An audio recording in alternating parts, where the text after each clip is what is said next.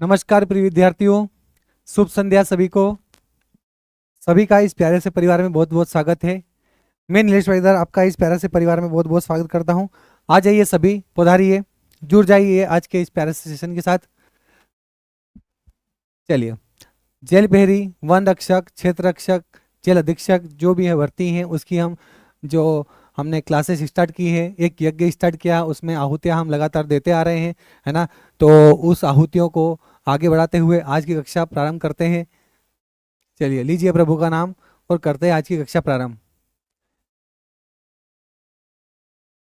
हाँ ठीक है, आपको ये सभी क्लासेस है ना रिकॉर्डेड मिल रही, क्योंकि हम थोड़ा सा दीपक सर और हम बाहर जा रहे हैं, किसी का टूर है हमारा केरला का, तो वहाँ जा रहे हैं, इसलिए हम पहले से ही आपकी क्लासेस रिकॉर्डेड करके आपको दे रहे हैं। ठीक है, और समय की बहुत कमी है, परसों ही हमको जाना है, लेकिन बहुत सारे लेक्चर तो हमने रिकॉर्ड कर लिए हैं ऑलरेडी, और भी 2-3 जो भी लेक्चर होंगे वो रिकॉर्ड करके आपको, क्योंकि आपकी पढ़ाई न छूटे, है ना। चलिए, और जैसे ही हम आएंगे उसके बाद तो अपन रेगुलर क्लास लेंगे ही सही। चलिए, तो बढ़ते हैं आज के सेशन के साथ, और सभी का स्वागत है, आ जाइए।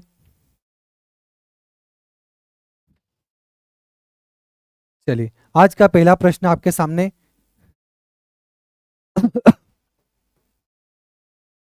नीचे दी गई पंक्तियों में निम्न में से कौन सा अलंकार है।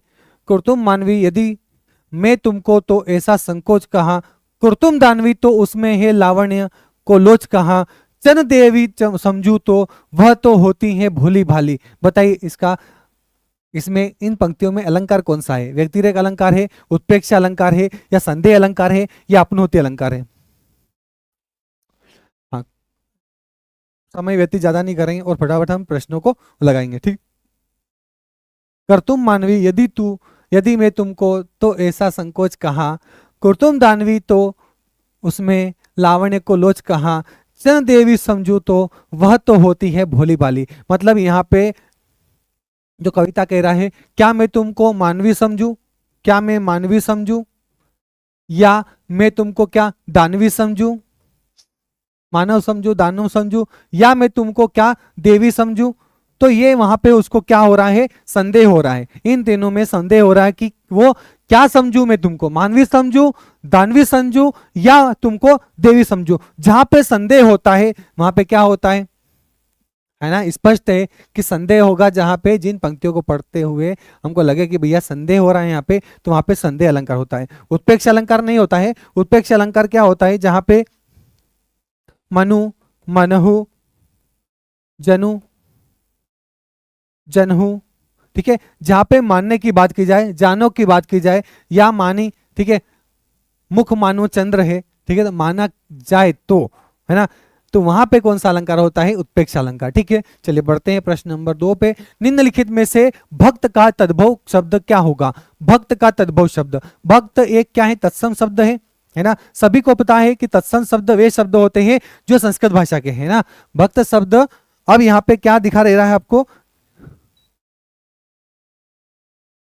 हाँ, ये तत्सम शब्द है। तत्सम शब्द वे शब्द होते हैं जो संस्कृत भाषा के हैं, है ना, संस्कृत भाषा के हैं, और उनका बिना रूप परिवर्तन करे हम उनका प्रयोग किसमें करते हैं, हिंदी में प्रयोग करते हैं, तो वो हमारे क्या कहलाते हैं, तत्सम शब्द। अब इसका हमको क्या बताना है, तद्भव शब्द, है ना, तद्भव शब्द बताना है। तद्भव शब्द क्या होते हैं, तो तद्भव शब्द वे शब्द होते हैं जो संस्कृत भाषा के हैं, लेकिन उनका रूप परिवर्तन करके हम उनका प्रयोग हिंदी में करते हैं। ठीक है, तो वो हमारे क्या कहलाते हैं, तद्भव शब्द। तो बताइए भक्त का तद्भव क्या होगा, भक्ति, साक्त, भगवत, भगत।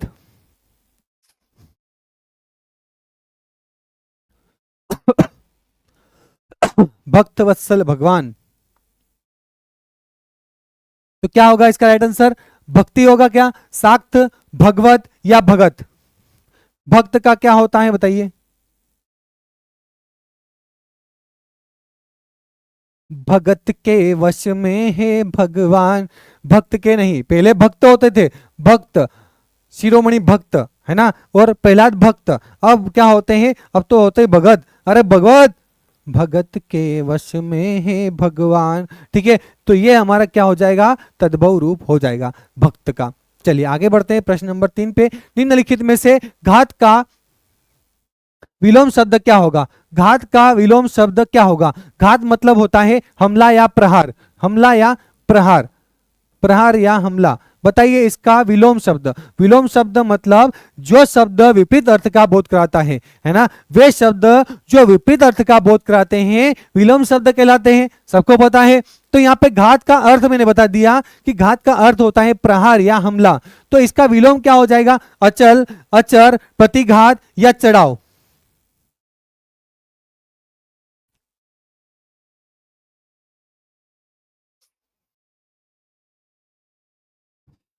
क्या होगा इसका राइट आंसर बताइए?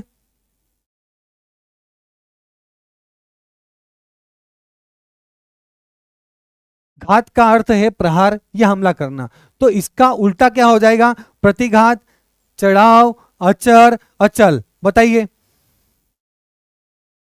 अचल मतलब क्या होता है? अचल मतलब स्थिर, जो चलता नहीं है ना, वो स्थिर हो जाएगा। अब यहाँ पे अचर, अचर का अर्थ क्या होता है? न चलने वाला, है ना, न चलने वाला। चर मतलब चलने वाला और लग गया उसमें न चलने वाला, तो यहाँ पे इसका कोई अर्थ अलग अलग जा रहे हैं सब, है ना। चढ़ाव का मतलब क्या होता है? चढ़ाव मतलब ऊपर की गति, ऊपर की ओर, है ना, चढ़ाव होता है ना अपने ओर, जैसे हम चढ़ाई कर रहे हैं तो ऊपर और ऊपर की ओर चढ़ना है, ठीक है। तो इसका राइट आंसर क्या हो जाएगा? प्रतिघात बच गया, प्रतिघात। तो घात का क्या विलोम होता है? प्रतिघात। प्रतिघात का क्या अर्थ होता है? जवाबी हमला, है ना, जवाबी हमला, जवाबी हमला, है ना। या इसको हम ऐसे बोलते हैं प्रहार का जवाब, प्रतिघात कर रहे हैं, प्रहार का जवाब, ठीक है। चलिए बढ़ते हैं आगे प्रश्न नंबर 4 पे। निम्न में से सार्वनामिक विशेषण शब्दों का चयन करना है, सार्वनामिक विशेषण शब्दों का चयन करना है। कायर, सुंदर, नीचा, एक मेज, दोहरा, 10 हाथी, वह, यह, कोई, 1 लीटर, कुछ शहद, अधिक पैसा। विशेषण क्या होते हैं? वे शब्द जो संज्ञा सर्वनाम की विशेषता बताते हैं, है ना। अब विशेषण के टाइप में से हमको पूछा गया है कि सार्वनामिक विशेषण बताओ, तो सार्वनामिक विशेषण की परिभाषा क्या कहती है? कि सार्वनाम की परिभाषा क्या कहती है? सर्वनाम वे सर्वनाम जो किसी संज्ञा की विशेषता बताए, वे सर्वनाम शब्द जो किसी संज्ञा की विशेषता बताए सार्वनामिक विशेषण कहलाते हैं। बताइए इसमें सार्वनामिक विशेषण क्या होगा? कायर, सुंदर, नीचा, ऊंचा, छोटा, बोना, ठिंगना, लंबा, चौड़ा, काला, खट्टा, गुलाबी, कड़वा, नीम जैसा, है ना, जो भी है, हरा, भूरा। तो ये शब्द क्या होते हैं? ये सभी हमारे गुणवाचक विशेषण होते हैं, है ना। ये क्या होते हैं? हमारे गुणवाचक विशेषण होते हैं। एक मेज, दोहरा, 10 हाथी, ये हमारा क्या हो जाएगा? संख्यावाचक विशेषण, है ना। संख्या दे रखी, एक, दोहरा, दो, है ना, 10, तो ये क्या? संख्यावाचक विशेषण, ठीक है। अब यहाँ पे क्या आ रहा? 1 लीटर दूध, कुछ शहद, अधिक पैसा, तो यहाँ पे क्या होगा? परिमाणवाचक विशेषण, है ना। हम लीटर क्या मापते हैं? नापते तोलते हैं। शहद को भी नापते तोलते हैं, क्या गिन सकते हैं? नहीं। पैसा को गिनते हैं, अधिक मात्रा में हो तो क्या हो जाएगा? इनको परिमाणवाचक विशेषण हो जाएगा। अब बचा क्या? यह, वह, कोई, यह, वह, कोई। यह पेन है, पेन एक संज्ञा है, लेकिन संज्ञा की विशेषता बता रहा है यह शब्द। यह पेन है, यह पेन है, यह बोर्ड है, वह टेबल है, वह बोतल है, तो बोतल एक संज्ञा है और संज्ञा की विशेषता बता रहा है कि भैया वह, जो 5 से बड़ी नहीं, वो नहीं, वह, तो वह क्या हो जाएगा? हमारा यह, वह, कोई हमारा हो जाता है सार्वनामिक विशेषण, सार्वनामिक विशेषण,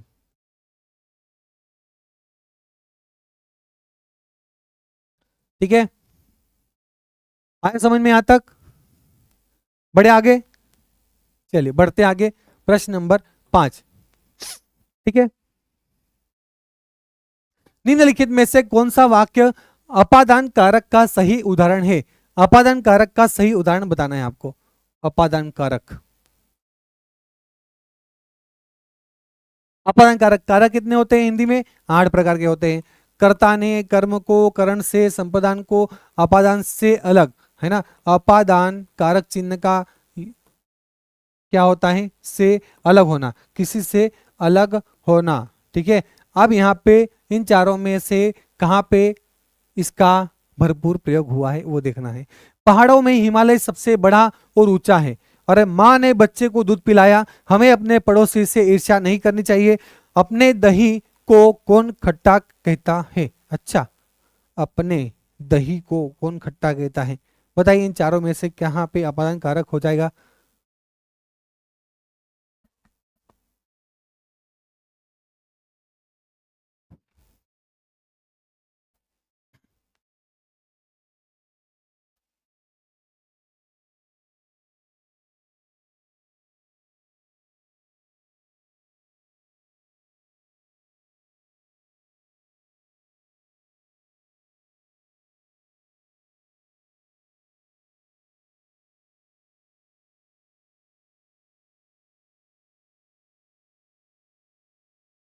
चलिए, ठीक है। पहाड़ों में हिमालय सबसे बड़ा और ऊंचा है ना। अब यहाँ पे किसी चीज से देखो, अपादान कारक ऐसा नहीं है कि भैया किसी चीज से अलग होने के अर्थ में, है ना, किसी से डरने के अर्थ में, किसी से तुलना करने के अर्थ में भी इसका प्रयोग से का प्रयोग होता है। ठीक है, तो डरने के अर्थ में मान लो कुत्ता शेर से डरता है, बिल्ली कुत्ते से डरती है, तो से आया ना, तो भैया ऐसे समझ सकते हैं कि बिल्ली अगर कुत्ते के पास गई तो कुत्ते से क्या करेगी? डरेगी, तो बाहर अलग होगी ना, है ना, अलग होगी मतलब वहां से दूर होगी। अपादान कारक वहां भी हो सकता है। तुलना करते हैं, जैसे वह उससे बड़ा है, वह उससे ऊंचा है, वह उससे नीचा है ना, वहां पे अपादान कारक होता है। तो बताइए अपने दही को कौन खट्टा कहता है? अपने, है ना, का की के, ना नी ने, ये जो शब्द होते हैं, है ना, ये जो कारक चिन्ह होते हैं, ये सब हमारे कौन से होते हैं? संबंध को दर्शाते हैं, है ना, संबंध कारक। तो नहीं आया, यहाँ पे संबंध कारक भी हो सकता है, लेकिन दही को भी आया तो कर्म को, ये भी हो सकता है। ठीक है, तो यहाँ नहीं होगा अपादान। हमें अपने पड़ोसी से ईर्ष्या करना, से आया, तो से यहाँ पे किसी से जुड़ने के अर्थ में, पड़ोसी से दूर नहीं होते हम, पड़ोसी से जुड़े हुए होते हैं। तो यहाँ पे जो से का प्रयोग हुआ है, कर्ता ने कर्म को करण से के द्वारा, तो हम पड़ोसी से क्या हुआ है? जुड़े हुए हैं। तो यहाँ पे कौन सा कारक आता है? संप्रदान कारक। कर्ता ने कर्म को करण से, करण कारक। ठीक है, यहाँ पे कौन सा आएगा? करण कारक।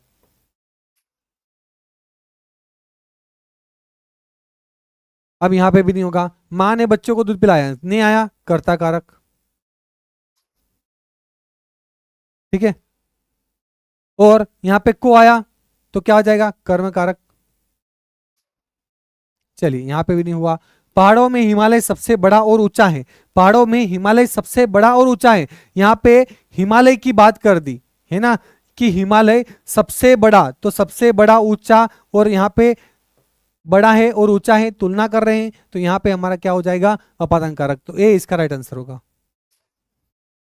ठीक है, आया समझ में? बड़े आगे, चलिए बढ़ते हैं। निम्नलिखित में से किस मुहावरे का अर्थ भाग्य में लिखा होना है? भाग्य में लिखा होना है भाई, भाग्य में लिखा होना है।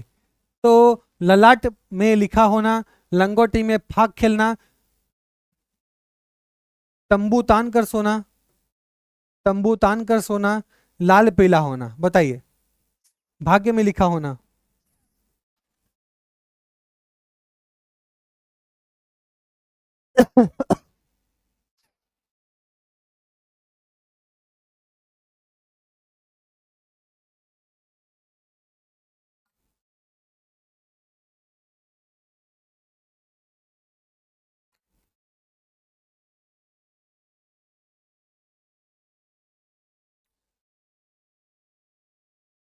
लाल पीला होना, लाल पीला होना मतलब बहुत गुस्सा करना, है ना।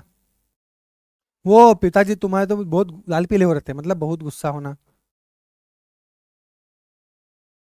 तंबू तान कर सोना का क्या होता है? बताइए, तंबू तान कर सोना, निश्चिंत होकर सोना, है ना, निश्चिंत होकर सोना, निश्चिंत होकर सोना। ठीक है, लंगोटी में फाग खेलना, दरिद्रता में आनंद लेना। दरिद्रता में भी आनंद लेना, आनंद, दरिद्रता में भी आनंद लेना।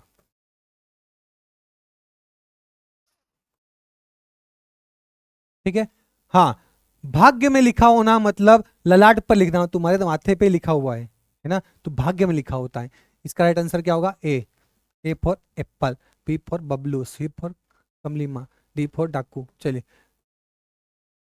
निम्न में से अनिश्चय रीतिवाचक क्रिया विशेषण अवयव का चयन करना है। अनिश्चय रीतिवाचक क्रिया विशेषण, विशेषण किसी की विशेषता बताता है, क्रिया क्रिया की विशेषता बताने वाले को क्रिया विशेषण कहते हैं।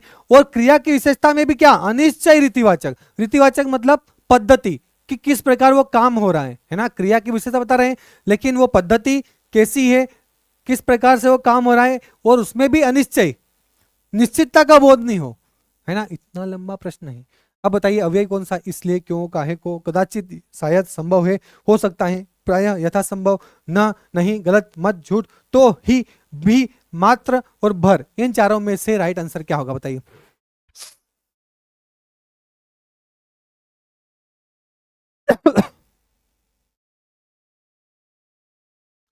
देखो, इसलिए, क्यों, काहे, है ना, ये तो हमारा कारण, या कारण या कहे तो प्रश्नवाचक क्रिया विशेषण होता है ना। प्रश्नवाचक क्रिया विशेषण हो जाएगा ये, तो इसको छोड़ो। कदाचित, शायद, संभव है ना। हाँ, ये रीति हो सकती है ना। अभी इसको छोड़ो, अभी सी पे पहुंचते हैं। न, नहीं, गलत मतलब निषेधवाचक, निषेधवाचक क्रिया विशेषण हो गया ये, है ना। न, नहीं, गलत, मत, झूठ, ये प्रयोग हो रहा ना, निषेधवाचक क्रिया विशेषण।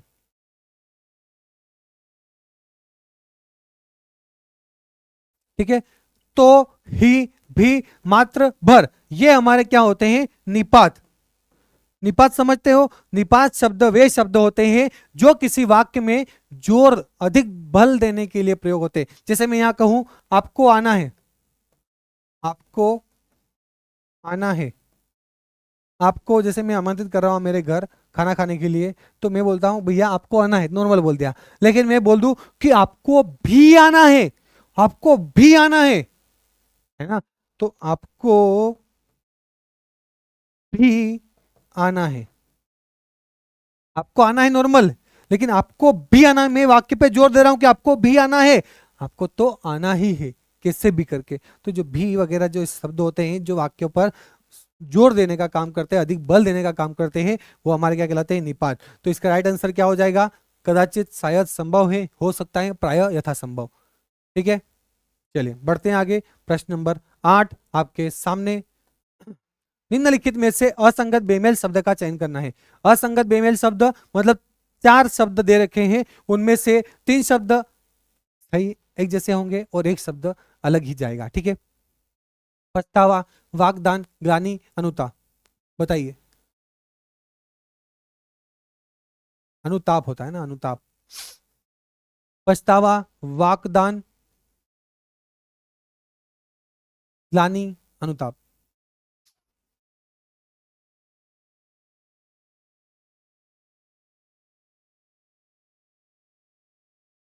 देखो, पछतावा, ग्लानि, अनुताप, ये इन तीनों का अर्थ क्या हो जाता है कि किसी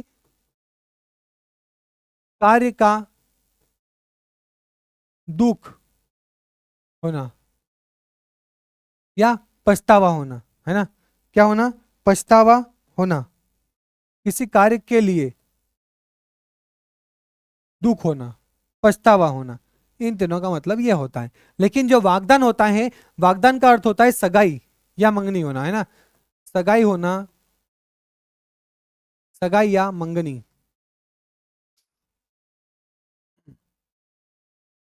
ये वागदान का अर्थ होता है। ठीक है, आए समझ में?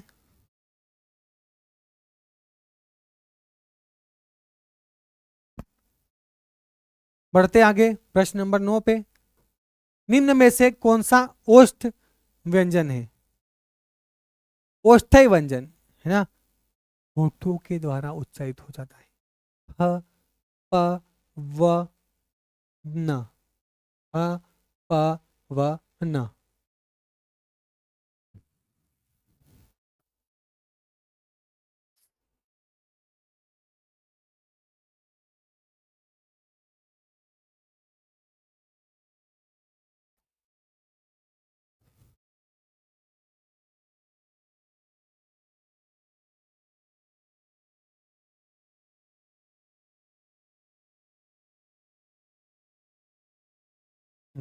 ठीक है, चलिए ओष्ठ्य क्या होते हैं? ओष्ठ्य व्यंजन, व्यंजनों की बात की है, स्वर का प्रयोग नहीं हो रहा है ना। तो यहाँ पे ओष्ठ्य में क्या होता है? प वर्ग, प, फ, ब, भ और म। इन चारों में से क्या आ रहा है? व्यंजन में से प आ रहा है, प इसका राइट आंसर होगा। ह बताइए, ह कौन सा है? ओष्ठ्य है, तो क्या है? ह कंठ है, ठीक है, क्या है? कंठ है। वह क्या है? वह है दंतोष्ठ, है ना, दंतोष्ठ है। क्यों? दांत और ओष्ठ, होठ दोनों का प्रयोग होता है इसको बोलने में। बोलिए व तो नीचे वाला होठ ऊपर वाले दांत से टकराता है, बोला व व होता है। अब न क्या होता है? न दंत ही है ना ये तो, है ना, क्योंकि त वर्ग दंत ही होता है। त, थ, द, ध, न हमारा क्या है? दंत है। बढ़े आगे, चलिए। निम्नलिखित में से शुद्ध वर्तनी वाले शब्द का चयन कीजिए। निश्चल, बीमार, दुरावस्था, संन्यास। बताइए इसका राइट आंसर क्या होगा?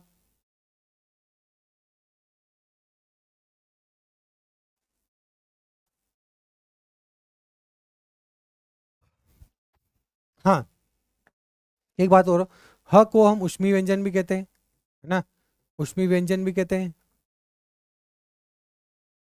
व को भी हम क्या कहते हैं? यर अलवा, है ना, क्या होता है ये?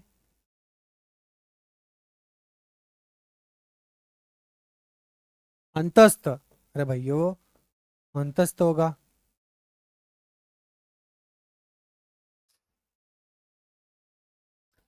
बताइए इसका राइट आंसर क्या होगा?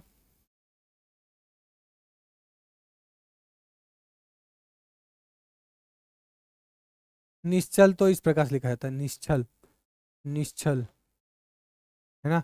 बीमार, बीमार के शुद्ध वर्तन ये है बीमार, तो ये तो अशुद्ध हो गए, है ना। दुरावस्था क्या होता है? दूरवस्था, है ना, दूरवस्था,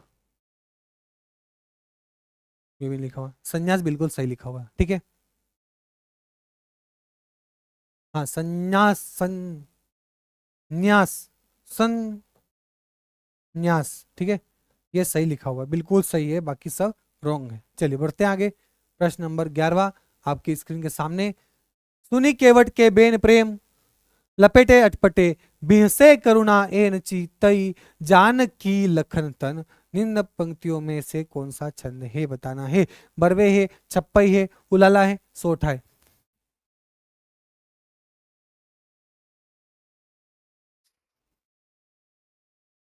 सुनी केवट के बेन प्रेम, लपेटे अटपटे, विसे अरुणा करुणा एन, चितई जानकी लखन तन, ठीक है। ये रामचरितमानस की पंक्तियां लग रही है, ठीक है। तो अब बताइए, दोहा हो सकता है, चौथा हो सकता है, या चौपाई हो सकती है। चलिए बढ़ते हैं इसको मात्रा गिनते, एक एक, दो, एक एक, दो, दो, एक, एक दो तीन चार पाँच छः सात आठ नौ दस ग्यारह, 11 मात्राएं और ही लगता है ये सोठा हो सकता है ना।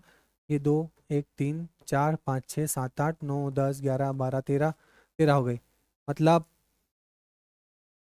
हर एक चरण में, ये पहला चरण, ये तीसरा चरण, विषम चरण, दूसरा चरण, चौथा चरण, ये सम चरण। यहाँ से भी कहते हैं एक एक, दो, दो दो, चार, पाँच, छः, सात, आठ, नौ, 10, 11, 11 आ गई, ठीक है। चलिए, एक एक एक, तीन, चार, पाँच, छः, सात, आठ, नौ, 10, 11, 12, 13, 13 मात्रा हो गई। अच्छा, 11 13 पे इतनी हो रही है ना। हाँ, तो भैया हमारा क्या आंसर होना चाहिए? यहाँ पे भी 11 हो रही। प्रथम विषम चरण में क्या होगा? 11 मात्राएं, और द्वितीय विषम सम चरणों में क्या हो जाएंगे? 13 13 मात्राएं होती है। तो हमारा क्या होता है? 11 13 मात्रा पे यति होना किस पर होता है? सोठा पे होता है, सोठा। अर्धसम मात्रिक छंद है, क्या है ये? अर्धसम मात्रिक छंद है, अर्धसम मात्रिक छंद, सम मात्रिक छंद है। और यह दोहे का उल्टा है। सोठा क्या है? दोहे का उल्टा। दोहा का उल्टा क्या होता है? सोठा। क्योंकि दोहे में क्या होती है? पहले और तीसरे चरण में 13 13 मात्राएं होती हैं, और इसमें 11 मात्रा होती है। दोहे का उल्टा क्या होता है? सोठा। चलिए बढ़ते हैं आगे, प्रश्न नंबर 12 पे जाते हैं। निम्नलिखित में से कौन सा लोकोक्ति का सही प्रचलित रूप है ना?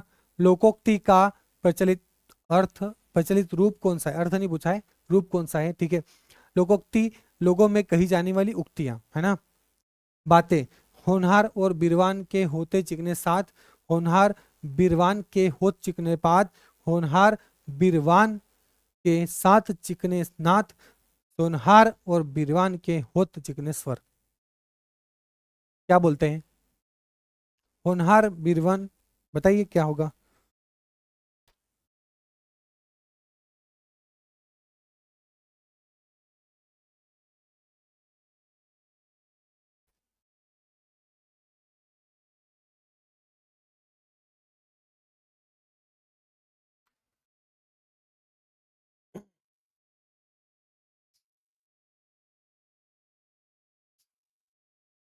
होनहार बीरवान के होत चिकने पात, इसका राइट आंसर क्या होगा? होनहार बीरवान के होत चिकने पात। अच्छे व्यक्ति के लक्षण जन्म से ही दिखाई देते हैं, है ना। अच्छे व्यक्ति के जो लक्षण होते हैं वो जन्म से ही दिखाई देने लगते हैं। गुणवान व्यक्ति के लक्षण बचपन से ही दिखाई देने लगते हैं। चिकने पात मतलब लक्षण। अच्छे लिखो, अच्छे, गुणवान, गुणवान व्यक्ति के लक्षण बचपन से ही दिखाई देते हैं, ठीक है। चलिए 13वां,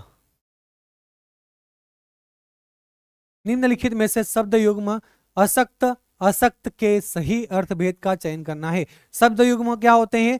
वे शब्द जो साथ साथ चलते हैं, वे शब्द जो साथ साथ चलते हैं और इसका उच्चारण भी समान होता है, लेकिन इसके अर्थ भिन्न भिन्न होते हैं। ऐसे शब्द हमारे क्या कहलाते हैं? शब्द युग्म कहलाते हैं। इति श्री रेवा खंडे, भगवान जाने कौन सा अध्याय समाप्त। बोलिए सत्यनारायण भगवान की जय। ठीक है, सही अर्थ वेद का। अपट वस्त्रहीन, अभिज्ञ जानकर, अन्य दूसरा, असमर्थ, उदासीन। बताइए इसका राइट आंसर क्या होगा?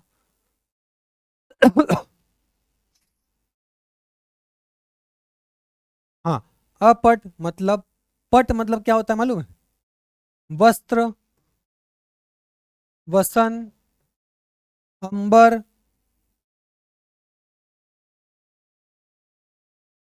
अंबर, पट, चीर, पोशाक, परिधान, पहनावा।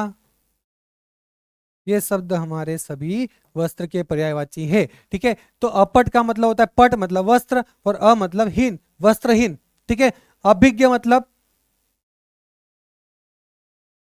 न जानकार, है ना, न जानकार होना चाहिए। अन्य मतलब दूसरा, बिल्कुल इसका अर्थ दे रखा है। लेकिन हाँ, असमर्थ का मतलब उदासीन नहीं होता। असक्त मतलब असमर्थ है, और असक्त मतलब उदासीन है वो किसी पे क्या है ना। इसका राइट आंसर क्या होगा? डी। चलिए बढ़ते हैं आगे, प्रश्न नंबर 14 आपकी स्क्रीन के सामने। बताइए निम्नलिखित में से संभाव्य भविष्य काल का सही उदाहरण कौन सा होगा? संभाव्य भविष्य काल का उदाहरण कौन सा होगा? भविष्य काल जो आने वाला समय है ना, भविष्य का समय, वो संभावना, जो भविष्य में संभावना व्यक्त की जाती है, जिस वाक्य को पढ़कर हमें ऐसा लगे कि भविष्य में कोई बात संभावना में है, हो सकता है या नहीं हो सकता है, ठीक है, शायद के तौर पे। तो इसका उदाहरण कौन सा है? मैंने अभी चाय पी है, शायद पुलिस ने चोर को पकड़ लिया होगा, वह नाचे तो मैं कमाऊं, अच्छा, बच्चे मैदान पर क्रिकेट खेल रहे थे। बताइए इन चारों में से राइट आंसर क्या होगा?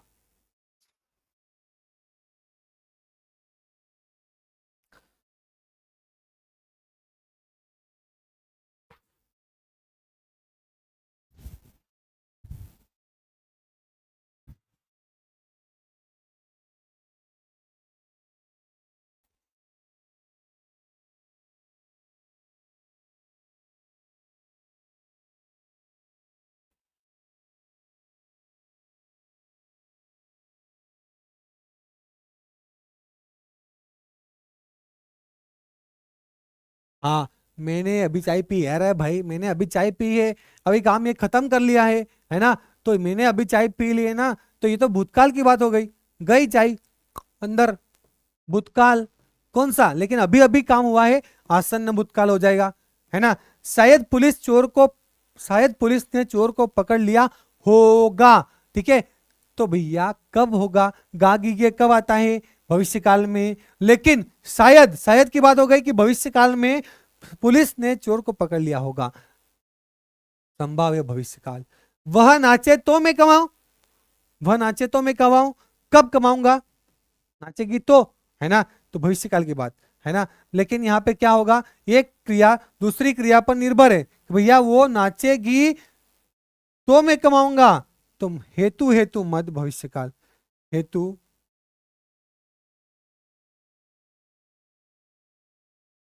मत भविष्य काल, ठीक है।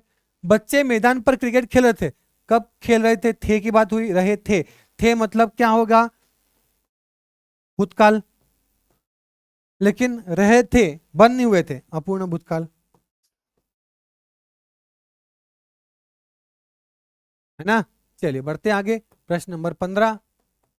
निम्नलिखित में से शुद्ध वर्तनी वाले शब्द का चयन करना है, शुद्ध वर्तनी वाले शब्द का चयन करना है, बताइए। भाग्यवान, विषय, पिजड़ा, घबराना।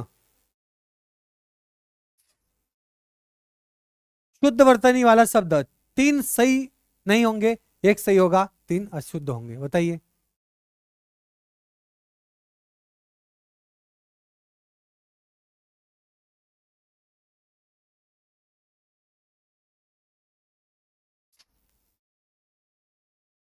देखिए, घबराना नहीं होता है, घबराना होता है, क्या होता है, घबराना या घबराहट,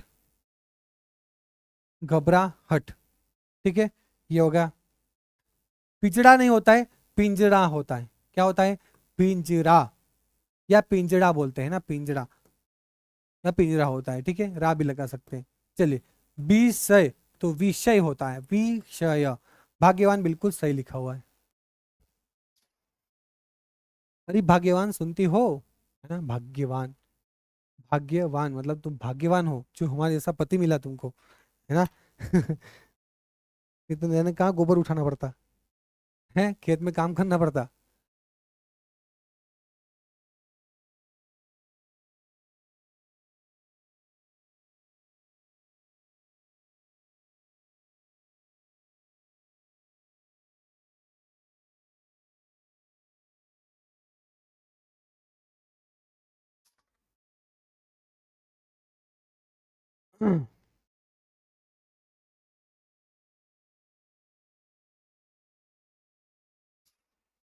चलिए बढ़ते हैं आगे, प्रश्न नंबर 16।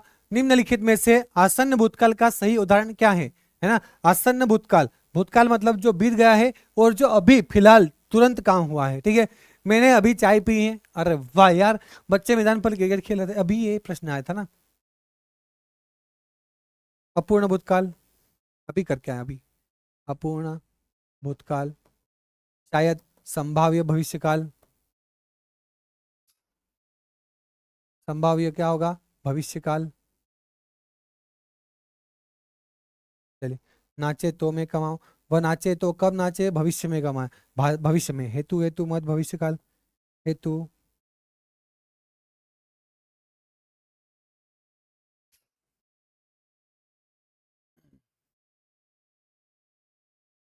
ठीक है, ये होगा सही, ये इसका राइट आंसर होगा। कैसे, अरे भाई ऐसे, ऐसे जैसे, है ना, चाय पी है, अभी जस्ट खत्म करी है, मैं अभी चाय पी है, आसन्न भूतकाल। चलिए बढ़ते हैं आगे, प्रश्न नंबर अगला 17 होगा, इसमें खतरा। निम्नलिखित में से शब्द युग्म अवति आविल के सही अर्थ भेद का चयन करना है। अश्य, पत्थर, आवृत, गिरा हुआ, पंक्ति, गंदा, अभय, निर्भय, बताइए।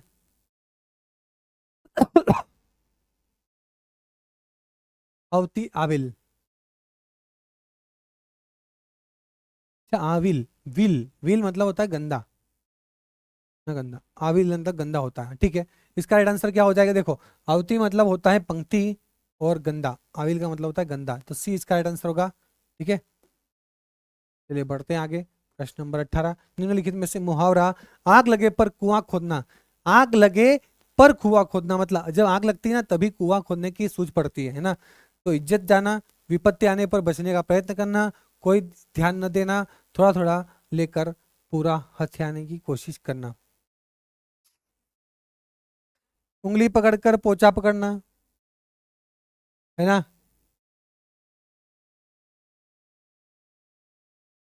कान पे जूं न रेंगना, कान पर जूं न रेंगना। हाँ ठीक है, बी इसका राइट आंसर होगा। कैसे? विपत्ति आने पर बचने का प्रयास करते हैं, मतलब आग जब लगी तभी हम कुआं खोदते हैं, मतलब विपत्ति आने पर ही बचने का प्रयास करते हैं। चलिए अगले बढ़ते हैं, नंबर 19। जिन क्रियाओं के कार्य का फल फस नहीं, जिन क्रियाओं के कार्य का फल किस पर पड़ता है? कर्ता पर पड़ता है। किस पर पड़े? कर्ता पर पड़ता है। वो क्या कहलाती है? वो क्रिया क्या कहलाती है? और जिस क्रिया का फल कर्ता पर पड़ता है ना, उन्हें हम क्या कहते हैं? कर्ता पर पड़ रहा है मतलब उसमें कर्म नहीं है, उस क्रिया का कर्म नहीं है। अगर कर्म होता तो क्रिया का फल किस पर पड़ता? कर्म पर पड़ता। यहाँ पे कर्म है ही नहीं, तो क्या होगी? अकर्मक क्रिया। राम हंसता है, इस क्रिया का कर्म नहीं है, ये क्रिया हंसता है। हंसने दो, राम का मुंह दुखेगा, राम खे खे खे खे हंसेगा बार बार, तो किसका मुंह दुखेगा? राम का। तो जिस क्रिया का फल कर्ता पर पड़ता हो वो क्या होती है? अकर्मक क्रिया। और जिस क्रिया का फल किस कर पड़े? कर्म पर पड़े, वो होती है सकर्मक क्रिया। ठीक है, वो होती है हमारी सकर्मक क्रिया। चलिए बढ़ते आगे, प्रश्न नंबर 20 आपकी स्क्रीन के सामने। निम्नलिखित में से उच्चारण में वायु प्रक्षेप की दृष्टि से व्यंजन के कितने भेद होते हैं? बताइए। उच्चारण में वायु प्रक्षेप, वायु प्रक्षेप मतलब वायु का बाहर निकलना, कितनी मात्रा में निकलता है? थोड़ी मात्रा में, ज्यादा मात्रा में, किस प्रकार से निकलता है, कितने प्रकार से होता है? बताइए। 2, 5, 6, 7, बताइए। 2, 5, 6, 7।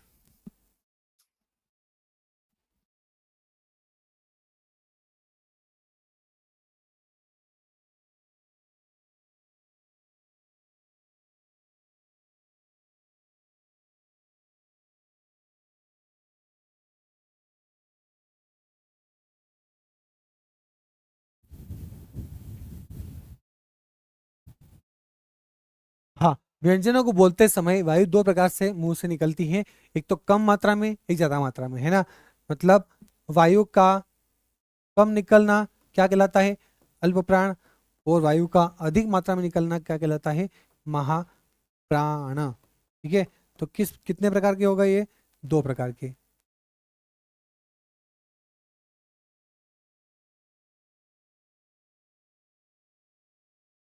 हाँ, अल्प प्राण और महाप्राण। चलिए आगे बढ़ते हैं, 21। वाक्य अपना पाठ पढ़कर खेलो, अपना पाठ पढ़कर खेलो निम्नलिखित में से किस क्रिया का उदाहरण है? संयुक्त क्रिया, नाम धातु क्रिया, पूर्वकालिक क्रिया, प्रेरणार्थक क्रिया। बताइए। संयुक्त क्रिया है, नाम धातु क्रिया है, पूर्वकालिक क्रिया है, प्रेरणार्थक क्रिया है, कौन सी क्रिया है? बताइए। अपना पाठ पढ़कर खेलो, पढ़ो फिर खेलो, बताइए। प्रेरणार्थक क्या यहाँ पर ऐसा बोल रहा है कि अपना पाठ दूसरे से पढ़वाओ? है, कर्ता स्वयं कर रहा है ना, यहाँ पे पढ़ने के बाद कर रहा है। प्रेरणार्थक क्रिया नहीं होगी यहाँ पे। ठीक है, नाम धातु क्रिया है क्या? किसी संज्ञा सर्वनाम विशेषण से बनी हुई है। हाथ से हथियाना, लात से लजियाना, बात से बजियाना, बतियाना, शर्म से शर्माना, लात से लजियाना, ऐसा कुछ है नहीं है। संयुक्त क्रिया है क्या यहाँ पे? खेलते जाओ, खेलते रहो, नाचते गाते रहो, खेलते कूदते रहो, चलते फिरते रहो, खाते पीते रहो, ऐसा कुछ है क्या? नहीं। यहाँ पे क्या हो जाएगी? पूर्वकालिक क्रिया। क्यों भैया? अपना पाठ पढ़ो फिर खेलो, तो पहले क्या काम करना है? पढ़कर खेलो। खेलने का काम तो अभी है, लेकिन इसके पहले क्या करना है? पढ़कर। तो क्या हो जाएगी, पहले जो क्रिया होगी वो क्या हो जाएगी, पूर्वकालिक क्रिया हो जाएगी। चलिए आगे बढ़ते हैं। निम्नलिखित में से संदिग्ध वर्तमान काल का सही उदाहरण कौन सा है? संदिग्ध वर्तमान काल का सही उदाहरण कौन सा है, बताइए। संदिग्ध वर्तमान काल मतलब जो अभी का समय है ना, अभी के समय में जो संदेहपूर्ण काम हो वो बताना है। बताइए, मंत्री जी की गाड़ी अभी आई है। यदि राम जाएगा तो सीता भी जाएगी। राधा प्रतीक्षा करती होगी, संभव है राधिका पढ़े।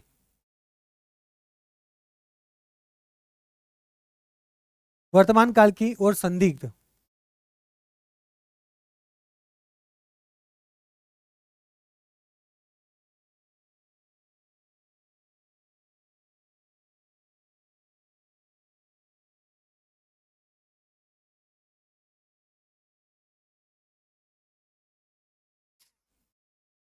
चलिए, मंत्री जी की गाड़ी आई है, अभी आई है, ठीक है, मतलब पूर्ण भूत वर्तमान काल।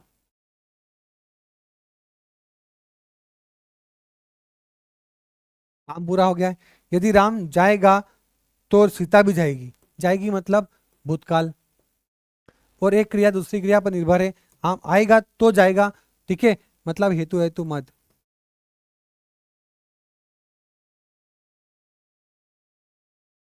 राधा प्रतीक्षा करती होगी, होगी मतलब भविष्यकाल।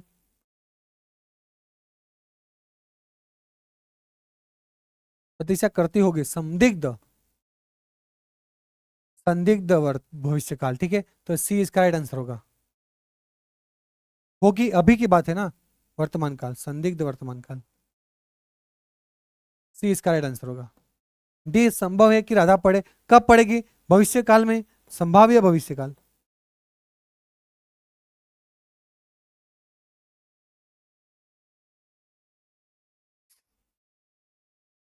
ठीक है, चलिए बढ़ते हैं आगे 23 पे।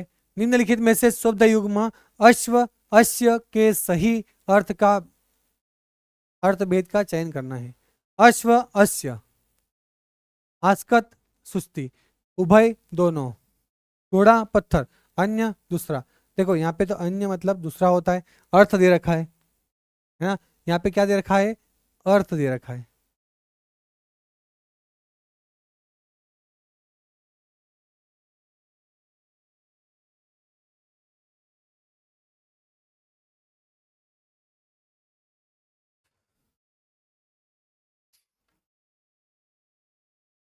उभय ये भी अर्थ है, अस्कत सुस्ती, ठीक है। अश्व मतलब होता है घोड़ा, अश्व मतलब क्या होता है, घोड़ा होता है।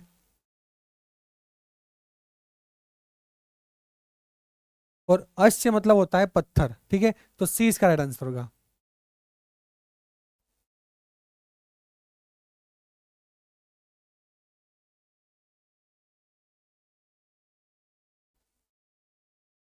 चलिए,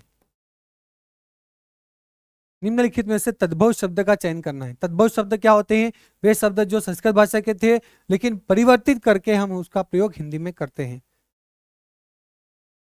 परिवर्तन किए हुए शब्द क्या कहलाते हैं, तद्भव शब्द। बच्चा, हास, वचन, सर्प। बच्चा, हास, वचन, सर्प। बताइए तद्भव शब्द इनमें से कौन सा है।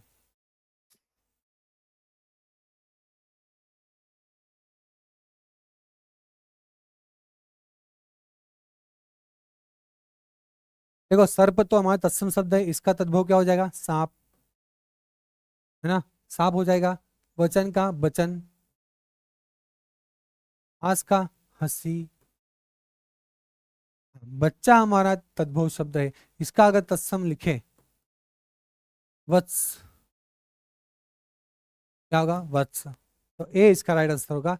ए हमारा क्या है, तद्भव शब्द है, तो इसका बच्चे का तत्सम क्या हो जाएगा, वत्स। चलिए, आज के लिए इतना ही। सभी का बने रहने के लिए बहुत बहुत धन्यवाद। मिलते हैं एक ब्रेक के बाद, तभी तक के लिए सबको जय श्री राम, राधे राधे, शुभ संध्या।